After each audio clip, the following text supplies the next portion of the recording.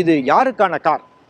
அதாவது Tesla model 3, BMW 3 serious போன்ற வாடிக்கையாளர்களை குறிவைத்து இறக்கப்படுகின்ற கார் இது. இந்த காரில் என்னென்ன அம்சங்கள் இருக்கணுமோ அத்தனை அம்சங்கள் இருக்குது. அனைத்துக்கும் மேலாக இதுவான ஸ்போர்ட்டியான டிசைன், நல்ல கம்ஃபர்ட், நல்ல ரேஞ்ச், குயிக்காக சார்ஜ் பண்ணக்கூடிய வசதி, இது எல்லாம் இருந்தாலும் இது எல்லாவற்றையும் விட ஒரு விஷயம் இந்த காருக்கு சாதகமாக இருக்குன்னா அதுதான் என்னுடைய விலை. இதில் மொத்தமே 3 வேரியன்ட் தான் இருக்குது. என்னுடைய ஆரம்ப வேரியன்ட் என்பது 41 லட்சம் ப்ளஸ் டேக்ஸ். அதே போலவே அதனுடைய ஹையண்ட் என்பது 53 லட்சம் ப்ளஸ் டேக்ஸ். இது நிச்சயமாக பலருக்கும் இந்த விலை ஆச்சரியத்தை கொடுத்தது. அவர்கள் எதிர்பார்த்ததை விடவும் குறைந்த விலையாக இது இருந்தது தான் அதற்கு காரணம். வருகின்ற காலம் என்பது மின்சார வாகனங்களுக்கான காரணம். இப்போ டெஸ்லா வரப்போகுது, வின்ஃபாஸ்ட் கார்களும் வரப்போகுது.